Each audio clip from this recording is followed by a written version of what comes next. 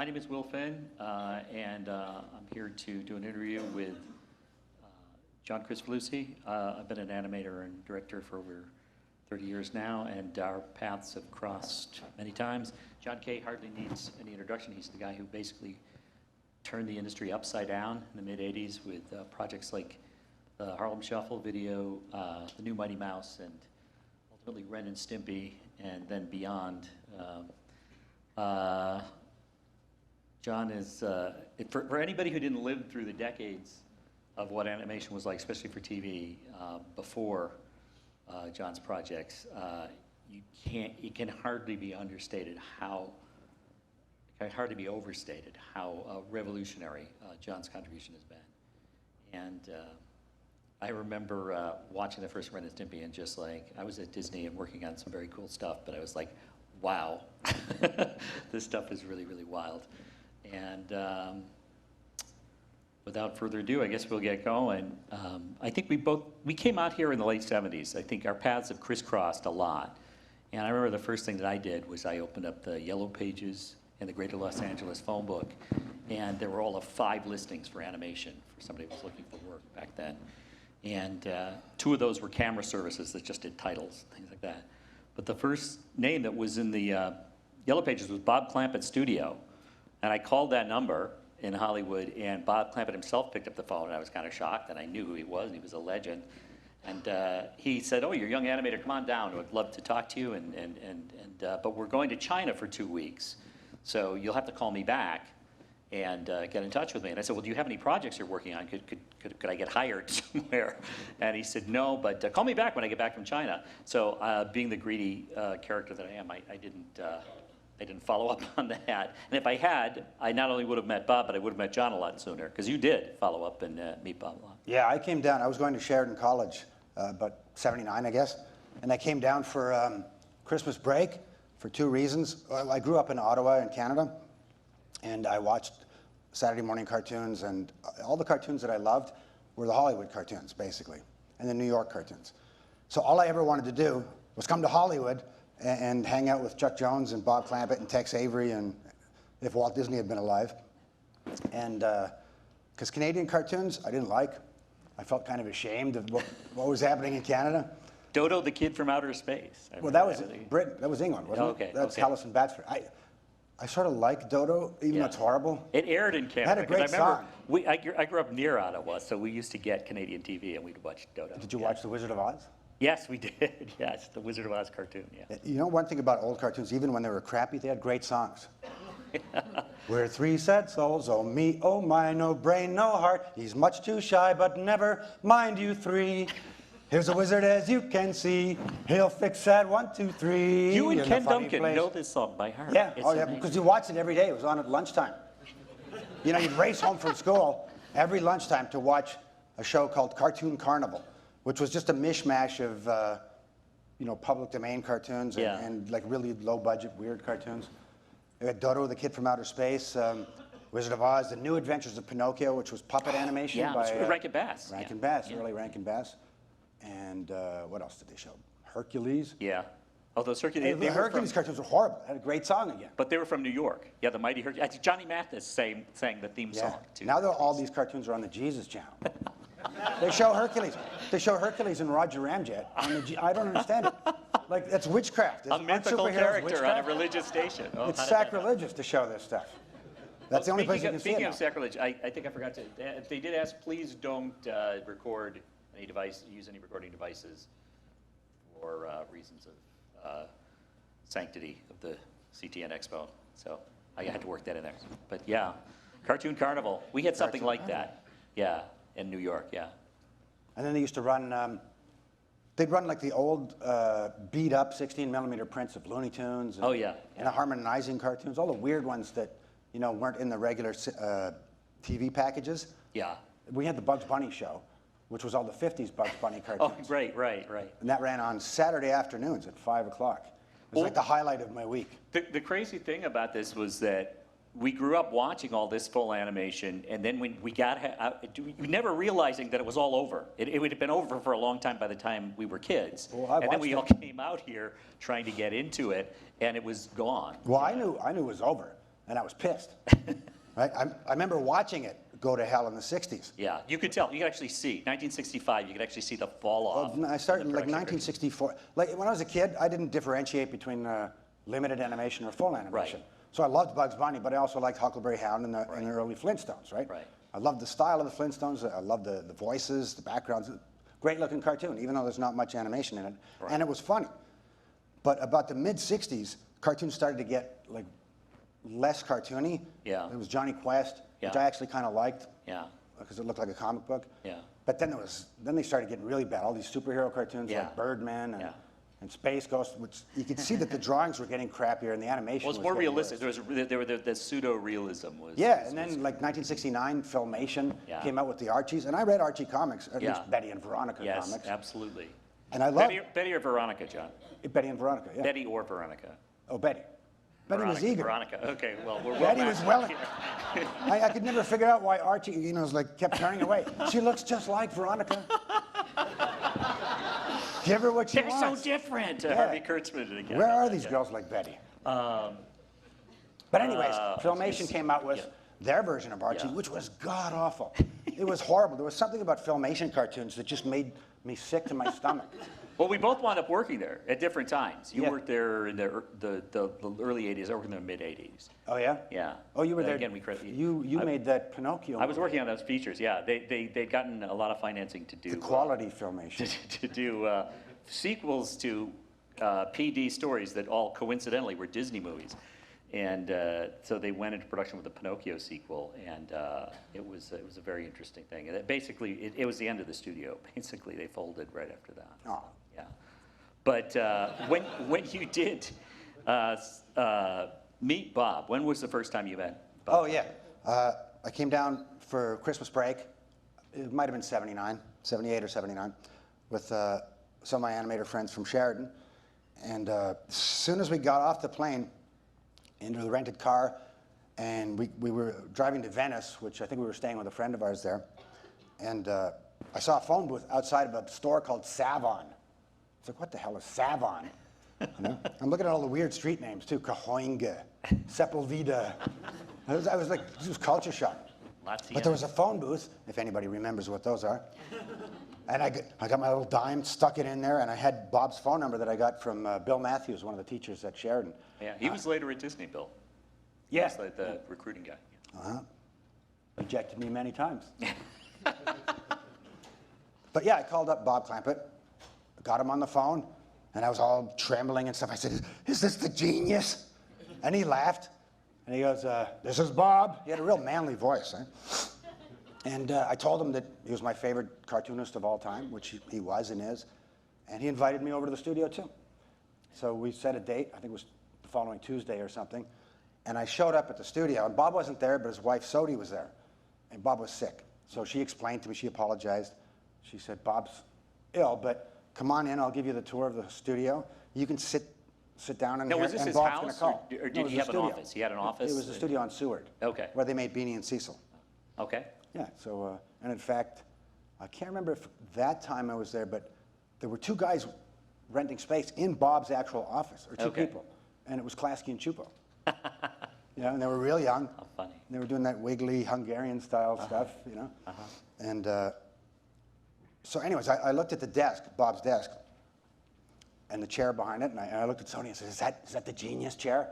She said, yeah. So you think I could sit in it? I said, sure. So I went and sat in the chair, thinking that, you know, if I kind of rubbed myself around, I'd absorb some like genius hormones, and maybe someday I'd be a director too. So from there, Bob called me up, and we talked for like an hour and a half, became pals, and I went back to Sheridan College after, while I was down, the other thing I was doing besides meeting Tex Avery and Bob Clampett and all my heroes was I went to all the studios. Went to Hanna-Barbera, Filmation, all these crappy studios. And work was always seasonal back then too, so Yeah. about Oh, yeah, it was like 3 half months a a year year or they were something. closed. Well, and then they'd be open they all for 6 hated my months. stuff because all my stuff was, well, for one thing, I had a really messy portfolio. Just like, it wasn't organized, just piles of drawings and stuff. Oh, and they're all really weird. So this guy named Harry Love, if you can believe that. Oh yeah, he was an effects guy at Warner Brothers Yeah. in Looney Tunes. He did like dust clouds. Yeah, he was going through my portfolio at Hanna-Barbera, like just taking the stuff and tossing it across the room. I'm running over there, catching it and stuff. And so I didn't get any jobs at any of those places right away, but Calico Creations, it was a commercial studio in Northridge. And they were real nice to me. Unlike the big studios that, like Hanna-Barbera, I loved Hanna-Barbera when I was a kid. I was dying to ask them, why did you ruin yourself in the mid-'60s? You were off to such a good start. But, you know, I didn't get to meet Bill or Joe or anything. But you did wind up working there. You worked on Laverne and Shirley in the Army. Well, skipping a little bit forward. Yeah. But I got a job at Calico. Calico. At a Yeah, I remember commercial that studio. place. So and that was actually a lucky break for me, because at a commercial studio, there's no assembly line. You get Right. to do a little bit of everything. So I was doing in-betweening, I was inking cells. I got fired from painting cells. I was the world's worst cell painter. I was even shooting camera, and I buggered up a whole bunch of scenes doing that. But at least I got to see how everything fit together. Yeah. You know, so that was really good training. And then Milt Gray was a friend of Bob Clampett's. He was working at Filmation, and he was teaching an animation class at night. So Bob gave me Milt's number and told me to go on over and get some animation lessons. So I went over to Filmation at night. It was really depressing. It was like a giant dentist's office or something, or an It accounting had a firm. weird smell. The paper had this really chemically smell, and you walked in the building, you were hit by this Yeah, it was. smell of this paper that every now and then when I come across certain things in my old files, it'd be like, there's that Filmation smell. Yeah, it was the most uncreative atmosphere you'd ever seen. But I met a guy there, Eddie Fitzgerald, Yeah.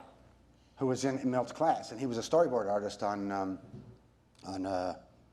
the new lousy adventures of Mighty Mouse and Heckle and Jekyll. Oh, yeah, I remember those. And Eddie was like the main guy doing a new character that they created for the show called Quackula. Yeah, it was a duck vampire. Yeah. Yeah. So I met Eddie, who was super zany, and he didn't fit in Filmation, like the blandest studio that ever existed. And here's this crazy guy who looks just like what everyone thinks a cartoonist looks like. Buck teeth, big black, you know, Buddy Holly glasses and stuff, short black hair. He's got the pencil protector in his white shirt and stuff like that. So he's laughing and looking at my portfolio and saying, oh, you got to come over here. This is the golden age of Filmation. The golden age of Filmation. So he talked me into quitting my job at Calico, and I went to Filmation to work on Mighty Mouse and Heckle and Jekyll. Yeah. So Well, Duckula was a departure for Filmation, because it was, somehow Eddie must have talked them into doing a little bit more cartoony stuff. well, than they had then. no, he talked them into it. Yeah, that's right. His storyboards were hilarious. Yeah. I mean, he wouldn't follow the script. You know, they had scripts. I hate scripts. I can't read a script. I get like three lines into it, and I would just want to find the writer and strangle him. It does not work for animation. It's not a medium for visual communication. So anyways, you're trying to read these scripts here, and Eddie just said, oh, don't do what the script says, just make up whatever you want. So I believed him, right? So I'm in there doing my story, but it's like, well, Eddie told me he runs Filmation. I'll just make up whatever I want. I got fired. As crazy times. But then you mentioned, again, just to get an idea of what some of the shows were like back then, I was listening to, the last time I saw you, you were about to go in to do the podcast for Nerdist over at Meltdown. And on that podcast, you talked a little bit about some of the HB shows you wound up working on, like Laverne and Shirley in the Army was like a big show. All the shows were like Fonzie in Space, or I Dream of Jeannie Underwater, or some crazy thing like that. And I remember you were saying that they had the Fonzie dog. What was the name of the dog in the Fonzie cartoon? Yeah. Fonzie had this. Every Hanna-Barbera show, they had to have a wacky sidekick dog, whether it fit or not. And Frank Welker always did these voices. Yeah, that's right. And it was like a knife in the ear to listen to this character. And it was the ugliest character design you ever saw. He had this basketball head, and he had this rude appendage coming out of his. Like, can I make that gesture on TV? I don't know. Yeah. Anyways, yeah, well, I was working in Filmation one year in the storyboard department. The next year I worked in the layout department on the new lousy adventures of Tom and Jerry and Droopy. Right. But that was actually a lot more fun because I was in the layout unit, and for some reason the supervisors there let me just pose it however I wanted. So I would take the storyboards, and I always wanted Eddie's storyboards because they were so funny. Right. And I would translate his drawings, add the details or whatever, and then I would add a bunch of my own poses. Yeah. And they hated that. The supervisors loved it, but the animators would get it, and they'd be really mad because they'd have to work all of a sudden. It's like, the way Filmation worked was they Right. give you model sheets. You know, you have a character, He-Man or whatever. Here's He-Man happy. Here's He-Man sad. Here's He-Man angry. That was like, and then be like, you Well, get this, you know? I was And you see the flabbergasted animators, like, because they would never draw anything. They would take those you'd copy model the sheets. layout. They would trace the They'd layout. trace them. They Xerox and them. separate. Yeah, Xerox. They'd and cut the separate arms apart to make this pose. anything not to draw. They would do it, and then they would chart that, and then an assistant would have to clean it up again, off the layout, and then do in betweens. Yeah, it was bizarre. In fact, Rick Farmelo, genius animator here, he was at you were at Filmation, right? When you were, yeah. Yeah, Rick and I used to go over and hang out with Bob Clampett, you know, to cleanse ourselves. It was like taking a shower afterwards. God, it was just so weird. So, when you got to really break out, I remember the first thing that really just hugely made a splash was the Harlem Shuffle video for the Rolling Stones. And how did you get to do that? That was sort of done through Ralph Bakshi, or? Well, everybody here knows Ralph Bakshi, hopefully. Well, he revolutionized animation in the 70s. Yeah. He made the first X-rated cartoons and R-rated, features anyways. Fritz the Cat and Heavy Traffic. And then for some reason he got into rotoscoping later. Yeah, well, that was another thing that happened when I got out. Like the week I got out here, that Hobbit movie he did came out. And I was all excited to meet Bakshi and work with him. And it's like, he's going the other way. He's drawing realism. Yeah, well, I think it was a budget thing. Yeah. Partly a budget thing. But the Rolling Stones approached him about the video, or you knew him from? Well, before that happened, Ralph had, he just finished American Pop and Fire and Ice, and he retired. I think he got tired of doing it, of doing all the selling and all the business stuff and everything. So he retired for a couple of years in the 80s. And I had worked on a couple of projects that went nowhere with him. He wanted to bring back shorts to the movie theaters. And that was an impossible sell, even though it was fun, a good idea, and we were having fun doing it. And about 2 or 3 years later, I just finished working on the Jetsons, the new crappy Jetsons. I worked on a lot of shows that I liked when I was a kid to help make them crappier. And that was your job in the 80s.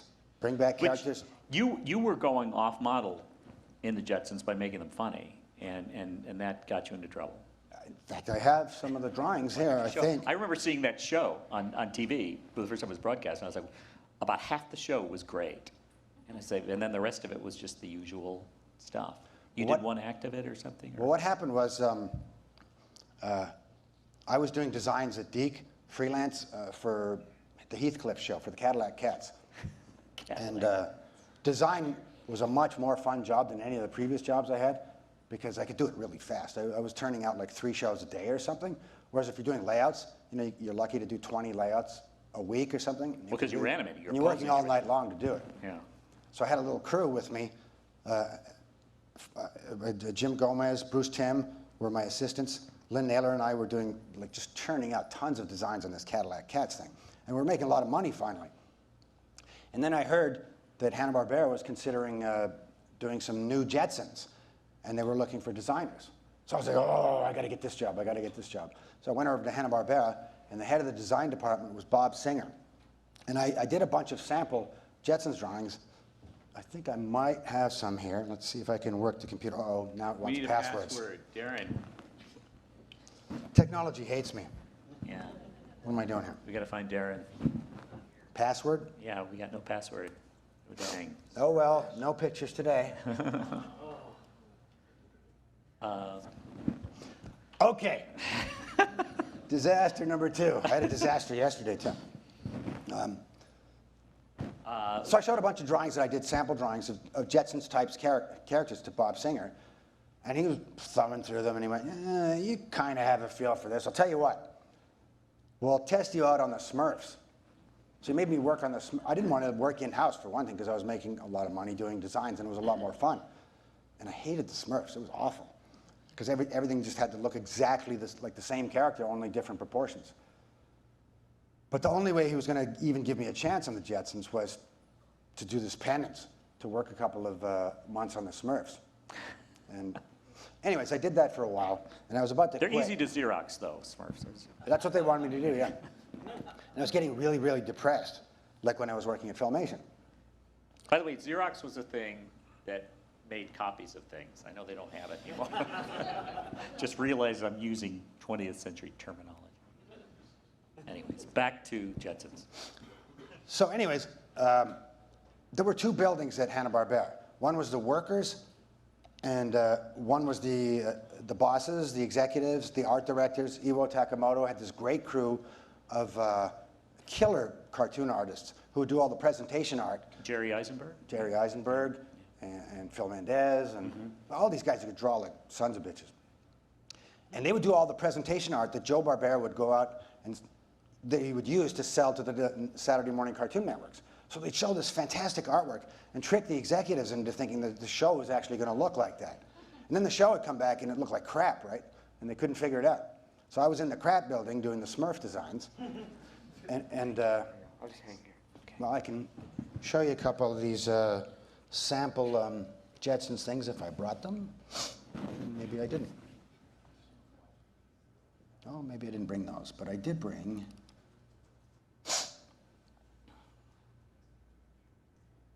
High Tech Wreck, that was the episode, right? Well, here's what happened before I show this stuff.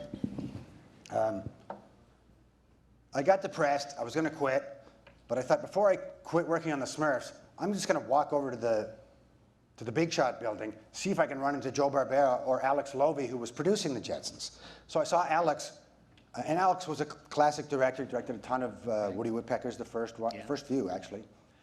And I saw him, I recognized him. I said, Alex, save me. Who are you, son? My name is John. I'm over here working on the Smurfs, and I hate it. But I love what you guys did. I love the classic cartoons, and I love the Jetsons. And I'm about to quit. But would you take 5 seconds and just look at a bunch of my Jetsons drawings? So I handed them to him, and he goes, sure, kid. And he flips through them, and he goes, hey, this is what we want. Hey, and he grabbed me, and he hauled me down to Joe Barbera's office, and he pounded on the door, and Joe came out, you know, with his ascot and his dark glasses and jet black hair. Am I hitting something?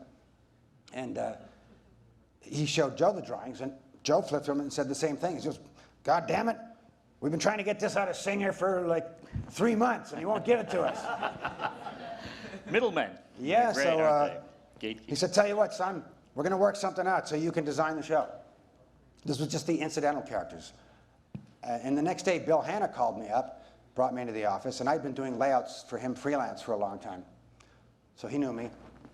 And he said, hey, Joe likes your drawings, I like your drawings, Alex likes them, but we got a political problem. If I make you the designer, it's going to hurt Bob Singer's feelings and his crew, because they're already working on it. Now, the thing is, the guys that were working for Bob, doing the Jetsons designs, they hated it. I could hear them complaining in the room next to me about how hard it was to draw these characters. Pick the people who least want to do the job and you should put have them seen on these it. drawings, they're amazing. Yeah. So they said, well, we'll tell you, here's what we'll do, John. We need somebody to go over to Taipei and train a layout crew. And you know how to do layouts, and you know how to design. So if you go over there and train the layout crew and do the layouts, you can also do all the incidental designs on your shows. But we're not going to tell Bob Singer and those guys because it'll hurt their feelings. I'm like, oh, wait, I don't want to go to Taipei. I've heard horror stories about going over there. But that's the only way they were going to do it. So they sent me to Taipei, gave me a bunch of assistant animators to train them to do layouts. Now, this is kind of an important thing in the history of Ren and Stimpy and what I did later, was because the way they were doing layouts, like we talked about, where they were just tracing model sheets, right? And they would give these poses like this, really stiff poses with no expressions, to the Korean animators, the Taiwanese animators, and they would do this horrible animation. They're basically just in between. Well, because it's a very assembly line system at that point for TV, and there's this weird sort of culture that once something's on a model sheet, it becomes the only way to draw the character, which is usually the death. Yeah, and then it's just downhill from there. Yeah, yeah. Because you're not allowed to draw better than the model sheet, so you're only going to get worse. And you get people like, you know, there's an assembly line in animation where the same, like a whole bunch of different people trace the same drawing. So by the time it gets to the screen, it doesn't look anything like the first drawing. And it gets worse with each step, generally, at least in that system. So when I was over there, not only was I designing the incidental characters, I took the layout crew, these assistant animators, and they didn't know anything about layout, and neither did the studio because they'd never done it before. So I just made up the rules. I just completely changed what they did at Hanna-Barbera or Filmation. And I told the guys, here's what we're going to do.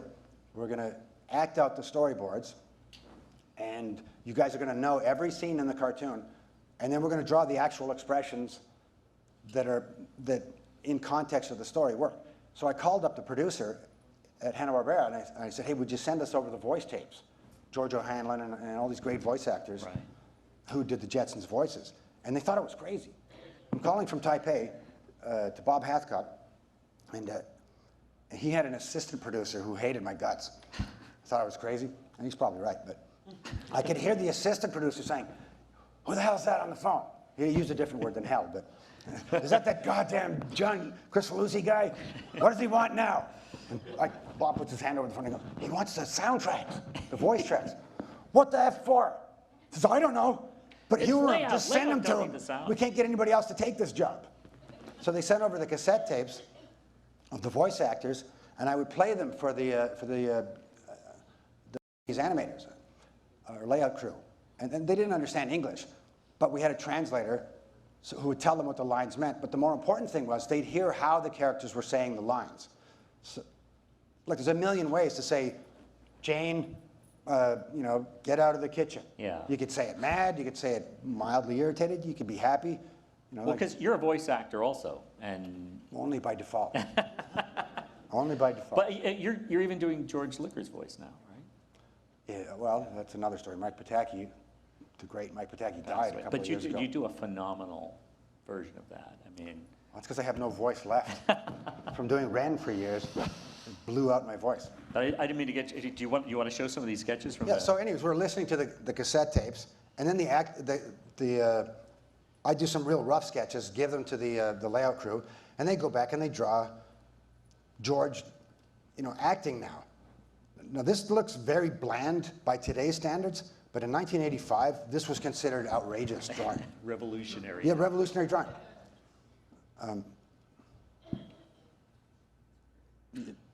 It's just only mildly cartoony. Yeah, but that was enough to set. But set them on. Yeah, this just it drove them crazy at Hanna-Barbera that we were doing this, what they thought was Tex Avery stuff. Too cartoony. That's always the thing you would hear about. Yeah, but I mean, there was some stuff that got weirder than this. Let me see, I've got. I remember you did the face on that computer, the UNIVAC thing, and it had a very characteristic face, which it never had before, which was hilarious. Anyway, so I worked out this system on the Jetsons, the basic system of doing stronger poses and funnier poses than what they were doing at the time. Custom poses, the And whole then- idea of customizing something to the moment. It's Yeah, really and then you important. would take these poses to the animators, and you'd have to force them to do it because they were all trained to trace model sheets too, so they were freaking out about having all of a sudden draw expressions and poses that weren't on the model sheets. So then I started making model sheets out of the layouts, which is what these are. And this was this step that showed me that even with low budgets, there is a way that you can actually get the visuals to look funny again. Just, you still don't have a lot of drawings, but at least make the drawings that you do have entertaining to look at. This is George telling scary stories on Halloween, Halloween evening to the kids. Well, they were freaking out at Hanna-Barbera. Bill and Joe loved it because they remember doing Tom and Jerry and stuff when it was normal to have acting and expressions and stuff. But everybody else at Hanna-Barbera thought it was just insane. They were comparing me to Marlon Brando in Apocalypse Now. But this is what led to what we did later on Mighty Mouse and Ren and Stimpy and many other and the whole creator-driven thing that happened in the 90s. Oh, I lost my folder here. Okay, what else? So jumping ahead to, you did the Mighty Mouse show with Ralph. I'm sure a lot of people want to hear, because I know we're a little compressed on time here, the genesis of Ren and Stimpy and how that came about and where the characters came from. Well, they started out as little doodles I used to do. I do what I call phone doodles, when people used to talk on actual phones. You can't do that much anymore, they don't work. But, I would call people up and I would just mindlessly kind of doodle stuff. And there were certain little goofy characters that I would draw in the doodles. And one of them was this retarded cat Let's see if I've got it in here, Ren Stimpy. Okay, I've got clips, but I don't have the doodles with me. But that's how it started. I did doodles of this psychotic chihuahua. I did doodles of his retarded cat. And a guy that I worked with, Joel Feiner, suggested to me one day, why don't you put those two guys together? Ah, that's a good idea. So I did, and then started writing stories about them and doing storyboards and Well, they presentation were art. sort of the pet characters of Slab and Ernie, right? Or they were. Oh yeah, there was a bunch of other human characters in there. Yeah. George Licker was their master. Yeah. And there were kids. Yeah. There was Brainchild, and there was a whole bunch of characters that went with it. I just remember when the first show aired, and the pilot aired later, but the first show was The Big Shot, and Stimpy's Big Day, and all that. Uh-huh. It was like unbelievable. I mean, showing boogers on TV and things like that was just it was just. And now it's mind-blowing. everywhere. At the time, you know, they were freaking out. When I was doing the first episodes and writing them and pitching them to Vanessa Coffey, and she asked me, like, how come there's all these fart and booger jokes in there? I said, well, because kids like that stuff. She said, they do? I said, yeah, have you ever met a kid? What the hell? Have you ever met one? Were you Yeah. ever? A lot of the times you feel like asking some of these folks, were you ever a kid? Yeah, well, because it's sort of like she they were, said, but I think I don't like it. I said, but tell you what, you know, pretend it's Christmas every Sunday when this show is going to air. You're not going to give the kids socks and underwear. Give them what they want, candy. You know, if they like farts and boogers, doesn't matter if you like them or I like them. Let's give them what they want. And so she grudgingly said, okay, now and then, just once in a while. And so we did it, and of course, kids loved it. When did you know who the characters were when you're developing their personalities? Oh, like kind of right away. In fact, their personalities were a bit stronger in the beginning. Ren was a lot more psychotic. And his personality was based on Peter Lorre. Anyone see the Maltese Falcon? Or the Beast with 5 fingers? You know, the psychotic guy? You idiot! He's yelling at you fat, bloated idiot! He says that at the end of Maltese Falcon. That's right. Very nervous, little scrawny guy with bulgy eyes, and he looks like a chihuahua in real life, right? And I love that actor. He's a great actor. So that's who Ren's based on. And Stimpy's just like a retarded cat. He was more retarded in the beginning. Well, he almost doesn't say anything in the pilot, the Big House Blues. He probably has like one line or yeah, something. Yeah. Yeah. And it's really kind of Ren's cartoon. But what was great about the series, and this was also a big taboo, was that they were the same characters all the time, but they were in different situations. Oh, From that was, episode to episode. But that was ground. I got yelled at for that. Yeah, because people would go, you can't do that. There's a lot of you Someone can't. did say that. Yeah. Yeah, early on when we were pitching all the stories for the series, Nickelodeon decided to hire a story expert to read our stories and tell them whether they made sense or not. Well, he didn't think anything we were writing made sense. And he argued with me all the time and yelled at me and stuff. He was kind of mean, too. So he'd ask me, I mean, we'd get notes like, drop the space episodes. Some of the That was greatest it. episodes, You know? So there wouldn't be a Space Madness or Marooned or, you know, if we had just said, okay, drop the space episodes. And they wanted them to basically be whatever they were the same in every show. Yeah, he asked me, like, we had this meeting where Vanessa brought him out to, they were in New York and they came out to LA and they met in our studio, Spunko. And Mitch is the story editor. It was sort of like an awkward silence at first, and Vanessa and I were trying to keep things calm. Like I had my artists with me, the writers and storyboard artists, and she had a couple of executives with her, and Mitch was there, right? So he just broke the silence and said, look, let's just get down to it. And he points his finger at me and he says, where the hell do Ren and Stimpy live anyways? I said, well, in which episode? And he turns to Vanessa and says, see? See, he's a wise ass. In which episode? He says, yeah, they're in a trailer in one episode, they're in space in another episode, they're cavemen in one episode. How did they get into space? I said, in a rocket. Well, where'd they get the rocket? I drew it. And then he's like turning purple and mad. You know, like, They couldn't cope with it, but what's weird is the audience didn't. The audience loved stuff like that. I mean, the Three Stooges weren't even in the same situation in a single show. swear he had never seen anything, any comedy before, you know, Yeah. any comedy shorts before. And he said, like, it's going to confuse kids. You're going to confuse the kids. I said, well, kids watch Bugs Bunny and Three Stooges, or Laurel and Hardy, or This goes back to silent comedy. If you have strong characters, you can put them in any situation. Like nowadays, when they make big budget animated movies and stuff, they figure out the plot first, and the last thing they do is, who are the characters? Oh, let's just plug in, the wimpy guy for the lead and the sassy, assertive girl. Well, because the thing is, you can actually. This is why executives love stuff like that. A storyline you can do a flowchart for, which is something that they can see. Yeah, they actually do. You can't create a flowchart for a character. Character is alchemy, and it's the hardest thing to do. And so it should be the very first thing. For me, it's way easier to write a story if you know who the characters are. Right, So but creating the character, if you have good characters, yeah. the stories write themselves, because, almost every Ren and Stimpy story that we did was about their personalities. Yeah. We didn't, wasn't...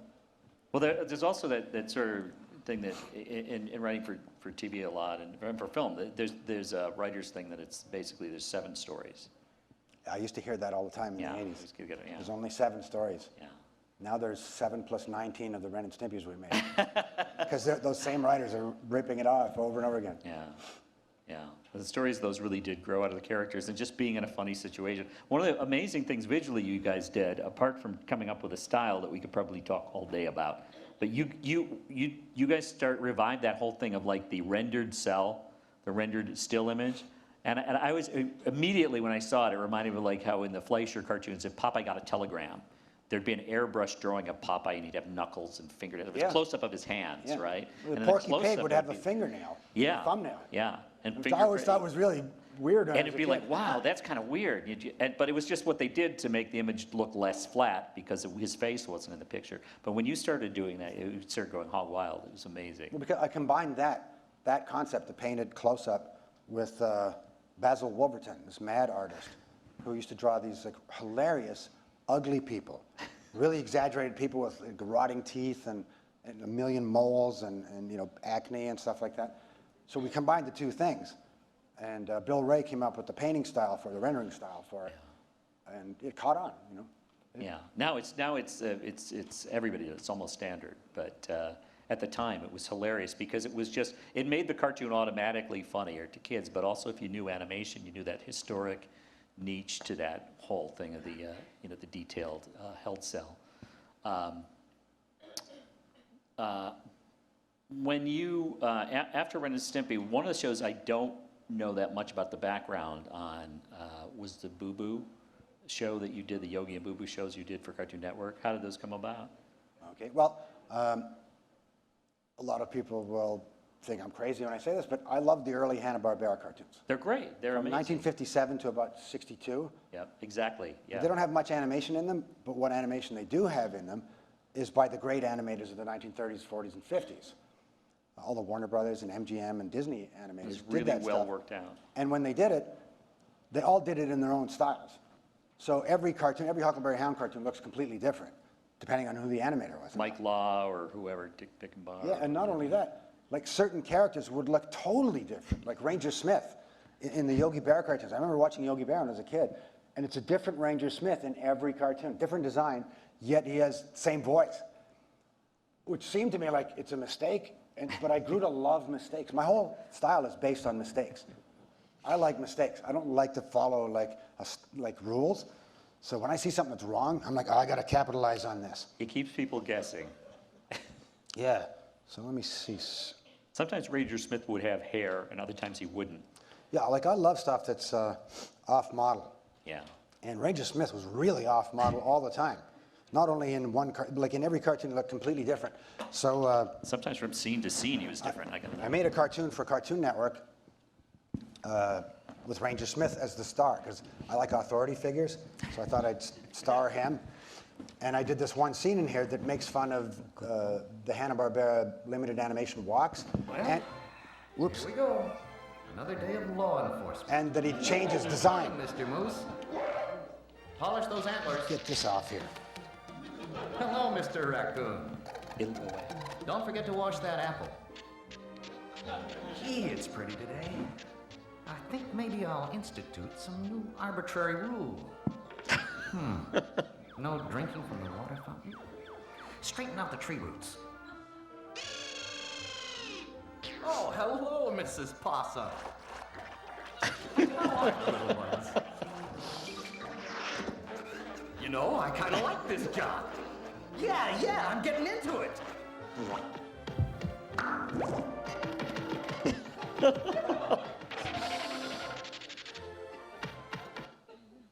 Fantastic. John.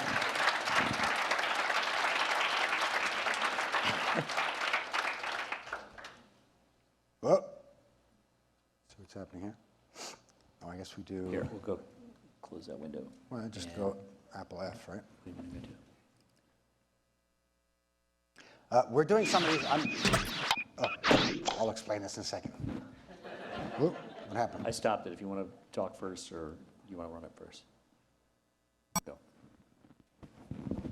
Go backwards. Anyway, I'm using this limited animation funny walk thing as an exercise to train young animators. Some of who are in here. Gabe is in here and Alex is in here, and they'll be at my booth that you can talk to them, and they might even go over to the Toon Boom booth and give you a demo if Toon Boom lets us do it. Basically, I want people that no matter how many drawings you use, my theory is they should at least be funny, and not only should they look funny, but they should move funny. So no matter what the story is, you ought to be amused by the visuals. Oop. Well, there's a way to loop this, but Oh, yeah, here. too many steps. Here's one that Alex did. If you're kids, you better look away.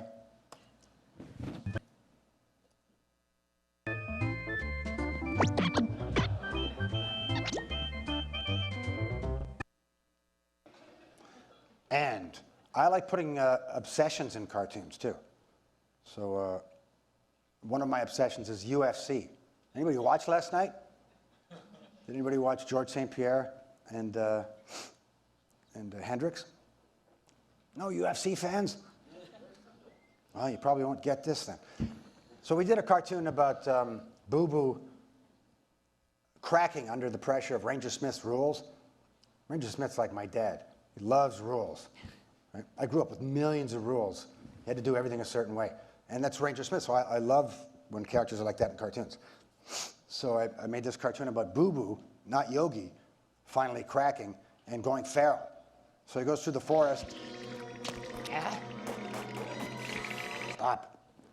He goes through the forest causing trouble and influencing the other bears to not follow the rules. So at the end of it, Ranger Smith is ordered by his boss to take care of Boo Boo, basically shoot him. We couldn't say that in the cartoon.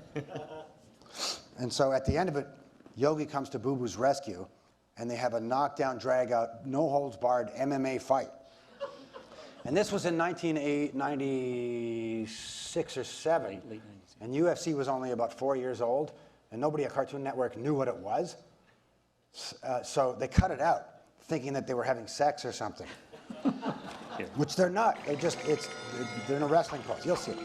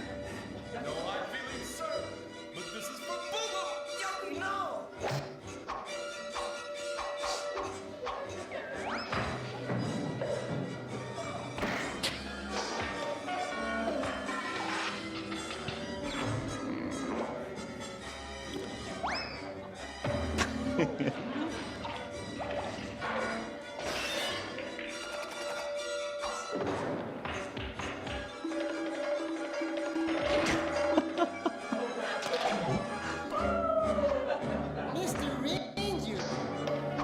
Yogi! Is that you?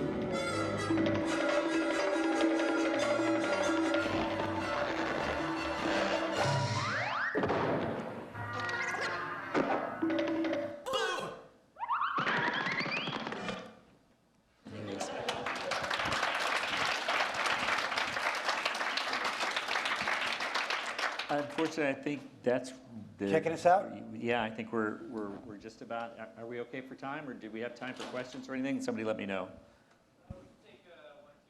Okay, can we take a couple? This gentleman over here. How did you come up with the name Spumco? We had a character named Raymond Spum, the mythical founder of animation. And then I made a character, an arch-villain of Hee-Hog the Atomic Pig. We called him Raymond Spum, who had the power of plants. He ruled the vegetable kingdom. And we were, Bob Camp, Jim Smith, Lynn Naylor, and I were standing outside the Astro Burger one day next to our studio. We had to come up with a name for the studio. And we were like coming up with all kinds of things with "co" on the end of it because we wanted to sound like some kind of auto. Ronco, remember the Ronco toy Yeah, it was company? stuff, we wanted a cheesy name, a kitschy name. And Bob Camp said, how about Spumco? And I was like, oh, perfect. So that was it. And then we thought we were going to get in trouble because it sounds kind of dirty. But it went through. But put umlauts on it, so We that put made it umlauts less on it, dirty. yeah. And, oh, yeah, I think I told him that. I said, no, it's a real Danish word. One more question if we have Hey, time. there's a Dane in here, isn't there? Is Klaus in here? Thanks. Klaus, where are you? Hi. Is spum a real word? Spume. Spumco. It sounds like a real word. Last question, yeah. Yeah, you were saying that you like breaking the rules, but do you still respect the rules when you're coming up with like the funny transitions you were talking about between the animations? I'm sorry, when I break the rules, do I what? Yeah, you were saying earlier that you don't like to respect the rules, but when coming up with like funny animation, like you're saying that all the poses need to be funny and as well as the movements, do you still respect like the rules of animation? Well, to tell you the truth, I'm kind of a crappy animator. I vaguely know the rules, but every time I sit down to animate something, it's almost like I'm learning from scratch, and I'll just make it up as I go along. Well, every situation is almost different. I mean, there's principles. You've written a lot about the hierarchy of the different principles, but ultimately it's alchemy. Every situation should be unique, and when, you know, I always feel like, because every time you're drawing a character, he's in a different state, so you should. Well, you wouldn't know that by watching modern cartoons. Because Yeah. almost every cartoon I see today, especially the features, they all move the same way. Yeah. It's like every action, like they'll have a pose here and a pose there, and the way they get from this pose to that pose is always anticipate and overshoot. And you just see it, like, whoop, whoop, whoop, whoop. There's only one way to move things now, which is really strange. In the old cartoons, there was an infinite amount of Yeah. ways to move things. Well, and there depending still on is. what the context of the. I think there still is. I think we've still just scratched the surface, and people are still just, again, people get hung up on the rules, but I don't think that's a rule. I think that's a formula. yeah. There's yeah. a difference between Better like term. principles and, Yeah. and formula, like stock. Yeah. So I like everything to be custom, even though we're doing cheap, That's limited the, yeah, animation. and that's the frustrating thing about animation. It tends to go towards, whenever there's a lot of stakes and money and deadlines involved, it tends to go toward assembly line. And ideally, everything should be custom, like Bob Clampett did in the beginning. Everything was open to interpretation, from storyboard to layout to final color and Tex sound. Avery, Chuck Jones, and Yeah. all the funny ones. Yeah. Well, very good. Thank you, John. It's been great. It's great catching up with you, and thank you.